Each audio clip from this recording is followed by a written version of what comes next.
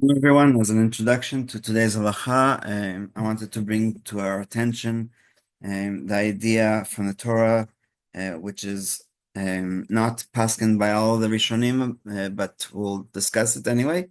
So the Torah, the question that was asked from Machon Torah V'Aretz, so one of the greatest institutions in Israel that talks about actual and practical halacha for people who want to keep the laws of the land, and the mitzvot hatlot ba'aretz as they're known. So the question is, if there's if there's a difference in price between something that is made by Jews in Israel and kosher product of the same quality that is done by that is made by non-Jews outside of Israel, what is the difference in the price that I'm supposed to prefer to buy from a Jew and not from a non-Jew? So the question specifically was olive oil from Israel is 44 shekels a liter, which is approximately a quarter of a gallon, and the price of the same exact olive oil from Spain is 33 shekels a liter, also approximately a quarter of a gallon.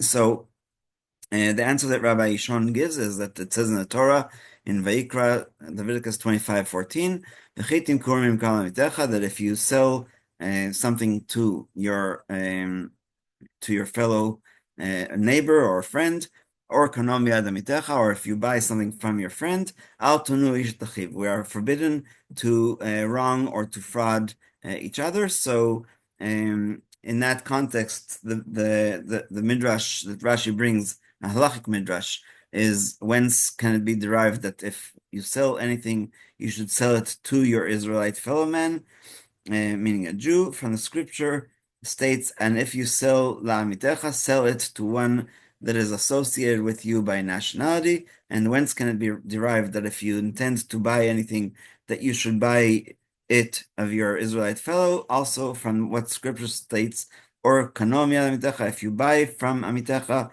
at the hand or from the hand of one associated with thee, buy it, and that's in the Sifra and Parshat Behar, which is this parsha. So it's this halacha specifically was not paskened by the Rambam and the Rosh halacha, but it is in a different context of hiring, and the reason why they didn't is because there's a question about what the difference is, and so Rav Yishon continues going back to the question. So the Shulchan Aruch also didn't, but the Rama in the Shut, in his response 10, says that it is the halacha, and that this is not necessarily if the prices are exact, but rather there should be a difference. And what the Minchat Yitzchak paskins is that it's 16% of the keren. So if you have something that costs more than 16% to buy it from a Jew, then you are not obligated to buy from a Jew. You're allowed to buy from a non-Jew. But if it's less than 16%, according to that halacha, you must buy from a Jew, even though you're spending more money. So in terms of hiring, I found that here in North America, in Israel, it's not that common because in Israel, all the people that you hire are Jewish people, especially on Shabbat. So if you want somebody to come and babysit your children on Shabbat afternoon, or if you want, if there's a simcha and you're in a yeshiva like dormitory and mess hall, and you want to hire some workers from the yeshiva to wait tables, they're always going to be Jewish. Outside of Israel, unfortunately, in all of the kiddushes, I think all the kiddushes that I've ever been in shuls in North America, the waiters are non-Jews, and it's because I think, I'm not 100% sure, but I think it's because they are cheaper labor, and Jewish people don't want to do that kind of work. But I can't know for sure, and all I'm trying to say is that we are discussing Schar Shabbat, so if if a Jewish person, let's say, will take $10 an hour and a non-Jewish person will take $8 an hour, according to this halacha, you are obviously supposed to prefer offering it to a Jewish person instead of to a non-Jew, and to not worry about Schar Shabbat, because we're going to learn the practical advice how to circumvent the prohibition of paying somebody for doing on Shabbat, for doing work on Shabbat. And just like I wrote in the WhatsApp group, Rabbi Melamed also uses quotation marks because we're not talking about actual work. You're not allowed to hire somebody to do your fence or to dig a hole or anything like that. We're talking about work that is permitted on Shabbat. Just the question is accepting money for it. So the sages prohibited accepting payment for work done on Shabbat because this is included in the prohibition on commerce. Even if the work is intrinsically permissible on Shabbat, such as guard duty or waiting tables or babysitting, like I said, one may not accept payment for it on Shabbat. It is so we're not talking about actually getting the money on Shabbat. We're talking about payment for work that it was done only on Shabbat. It is also forbidden to accept rent money for anything, whether real estate or objects that had been rented out on Shabbat.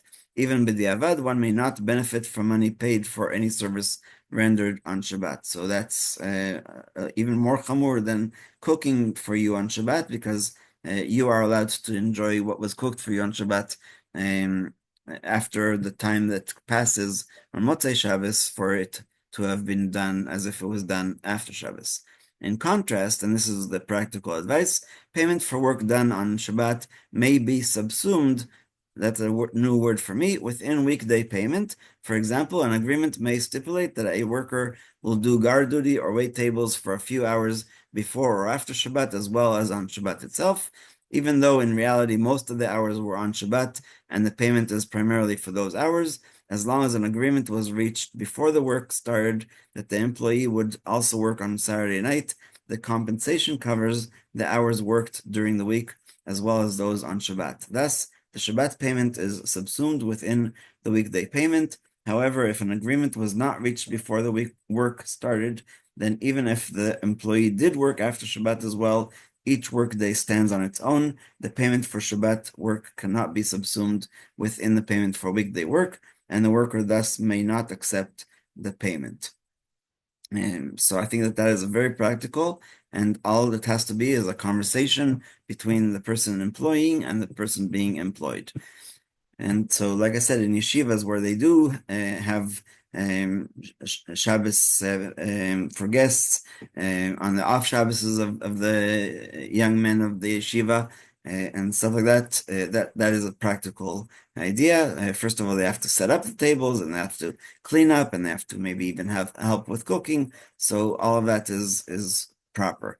And in terms of babysitter as well, if you have a babysitter that is doing babysitting, let's say in a shul for some larger communities, or even in your house, all we need to do is say that you'll also come during the week, either before or after, and we'll pay you for both, even though there's, like Rabbi Melamed said, more hours that were on Shabbat as opposed to not on Shabbat. Along the same line, one may rent out a room for Shabbat as long as the rental period includes time either on Friday before Shabbat begins or on Saturday night after Shabbat ends. So a hotel room check-in is usually at 3 p.m. So that works even in the winter, where Shabbat earliest, I think, is at 4:15 p.m. A cab driver can rent out his cab to a non-Jew for Shabbat as long as the rental period either begins before Shabbat or extend after Shabbat, so that the Shabbat payment can be subsumed within the weekday payment. One may also collect interest on one's bank account, since the calculations are based on the calendar day and not the times that Shabbat starts and ends. Accordingly, whatever is earned over Shabbat can be seen as subsumed within the weekday earnings of Friday morning and afternoon and Saturday night.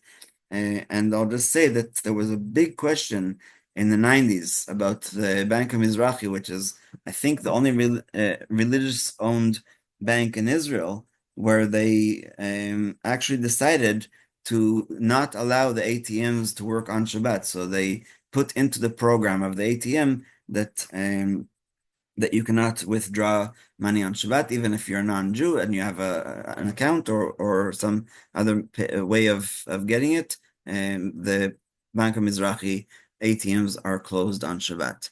One who immerses in a mikvah on Shabbat may pay the mikvah fee after Shabbat. There are two reasons for this. First, it is for the sake of a mitzvah, as we saw yesterday. And second, the payment is not for the immersion itself, but for the cleaning and heating of the mikvah, which starts before Shabbat. One may give a gift on Saturday night to someone who worked voluntarily over Shabbat. Examples include one who set up the synagogue and one who served as a waiter at a Shabbat meal. Since there is no obligation to compensate him at all, whatever is given is not considered payment because it was volunteer. The poskim disagree about whether one may accept payment for serving as a chazan or for other mitzvah-related jobs undertaken on Shabbat and Yantiv. Some say that even when a job involves a mitzvah, one may not accept payment for it. If this is correct, a chazan may not be paid for leading the services on Shabbat. Others maintain that one may be paid for a mitzvah-related job on Shabbat, but that nothing good will come of this income, just like they say about somebody working on Chol HaMoed and Tisha B'Av. In practice, it is proper to stipulate that any payment will also include work performed during the week. For example, a chazan will be paid for practicing before he leads the Shabbat services, or for an additional prayer service that he will lead during the week, either before or after. This way, the Shabbat payment can be subsumed within the weekday payment. In our community, when they were hiring a chazan for the high holidays, they paid him, which included also leading the prayers at the cemetery for those who passed away, which we do on Yamin Noraim between Rosh Hashanah and Yom Kippur. And so again, that was the proper halachic way to pay the chazan, and that's how they did what's called havla'ah, to include it. A doctor is on call to provide medical care during Shabbat, is entitled to demand payment after Shabbat. The reason is that if he cannot assume that he will be paid, he might refuse to provide care in the future, and that's already in the rules of Pikuach Nefesh. One last thing from my personal experience. We were one Shabbat by the shul that is closest to the Knesset in Jerusalem, and half the guards came for the Friday night service, and then the other half came Shabbat morning. So I'm not sure that they're all religious, the whole week, but it was something that, because it's so close and they're allowed to share their shift and not be all right on the grounds, they had their walkie-talkie on quiet, and they were there, and if something happened, obviously they can run. It was literally across this little field and road, and you were there. So it was just, again, the idea that we keep Shabbat even when we need that kind of guard duty 24/7. But they told me that they were paid as part of their salary. It didn't matter that it was Shabbat. If your shift is on Shabbat or on Thursday or whatever, you just get paid a lump sum for all the shifts. And we will stop here and open up for questions.